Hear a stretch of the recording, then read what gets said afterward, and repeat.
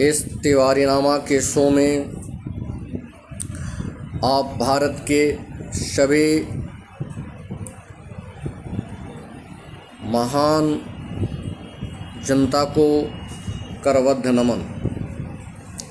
मेरे पाकिस्तानियों, अब समझ में आ गया कि इस संतत्व देश से लड़कर हम असफल हो सकते हैं।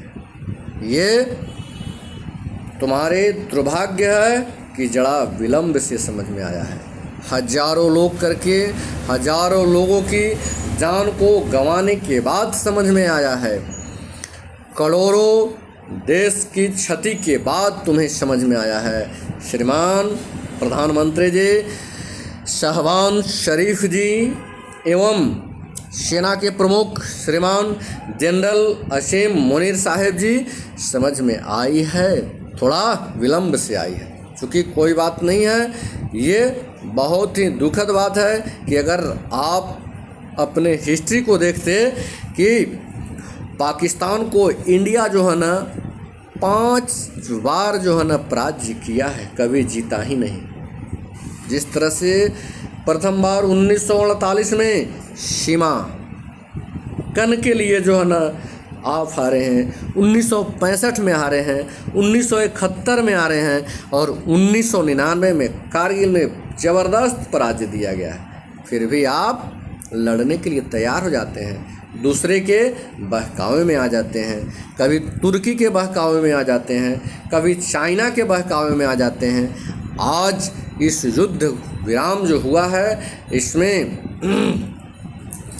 ये युद्ध विराम के नेतृत्व जो डोनाल्ड ट्रंप जी जो अमेरिका के राष्ट्रपति हैं, मैं उनको बहुत बधाई देना चाहूँगा।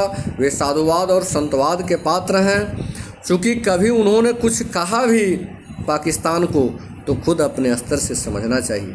आज आप खुद एक्सेप्ट कर रहे हैं कि मेरे साथ 200 देशों में दूसरा कोई नहीं समझ में आया, और अगर कोई अपना समझ में आया तो ओनली फॉर तुर्की, जिसके पास अपना सही कुछ व्यवस्था भी नहीं है, उसके पास ओन परमाणु नहीं है, न्यूक्लियर नहीं है, लेकिन तुमको सहयोग कर रहा था, तुमको जो है ना गलत दिशा दिग्भ्रमित कर रहा था।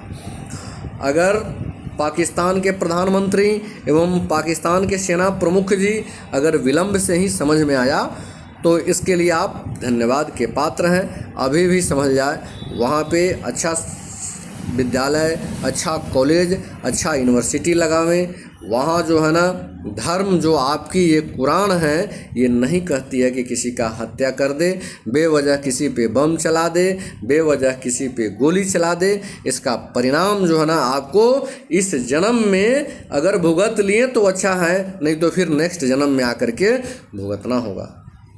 अगर आपने सही बात को समझ गया है, वहाँ के प्रधानमंत्री श्रीमान शहबाज शरीफ जी एवं सेना के प्रमुख जनरल असीम मुनीर जी को बहुत बहुत धन्यवाद देना चाहूँगा, चूँकि उन्होंने समय से समझौता कर लिया है। चूँकि भारत से आप कभी भी नहीं जीत सकते हैं। ये संत और समागम ऋषि मुनि मनीषियों का देश है। जय हिंद मेरे प्यारे साथियों। भारत माता की जय। भारत माता की जय। भारत माता की जय।